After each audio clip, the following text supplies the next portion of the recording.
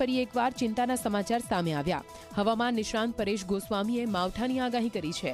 જી હા, ડિસેમ્બરના છેલ્લા અઠવાડિયામાં 25 થી 27 ડિસેમ્બર દરમિયાન ગુજરાતના મોટાભાગના જિલ્લામાં માવઠું પડી શકે છે।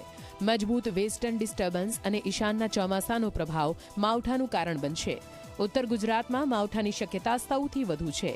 ભર શિયાળે ફરી એક વખત માવઠાની આગાહીથી ખેડૂતો ચિંતામાં મુકાયા છે। જો માવઠું થશે તો શિયાળુ પાકને અસર થશે। 25, 26 અને 27 ડિસેમ્બર દરમિયાન રાજ્યના અનેક વિસ્તારોની અંદર ઝાપટા પડવાની શક્યતાઓ વધારે છે।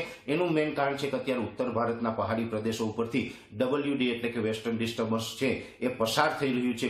ખૂબ મજબૂત વેસ્ટર્ન ડિસ્ટર્બન્સ છે અને દક્ષિણ ભારત ઉપર અત્યારે જે ઈશાનના ચોમાસાનો પ્રભાવ છે ને ઈશાનના ચોમાસાને કારણે ત્યાં પણ મજબૂત એક વરસાદી સિસ્ટમ પસાર થઈ રહી છે। એ બંને પરિબળોને કારણે મધ્ય ઉત્તર રાજસ્થાન ઉપર એક સાયક્લોનિક સર્ક્યુલેશન બની રહ્યું છે ને એ સાયક્લોનિક સર્ક્યુલેશનને કારણે ગુજરાતના અનેક જિલ્લાઓની અંદર માવઠા અને વરસાદની શક્યતાઓ છે।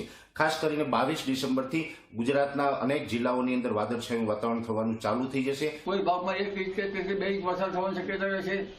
ઉત્તર ગુજરાતના ભાગો, પંચમહાલના ભાગો, સાબરકાંઠાના ભાગો અને ગાંધીનગર સુધીના ભાગો, ક્યારેક અમદાવાદના ભાગો પર અસર થઈ શકે છે। કમોસમી વરસાદ થશે પવનની સાથે।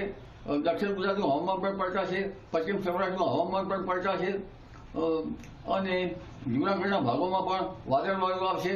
એટલે આ પશ્ચિમી વિક્ષોભની અસર જબરી છે।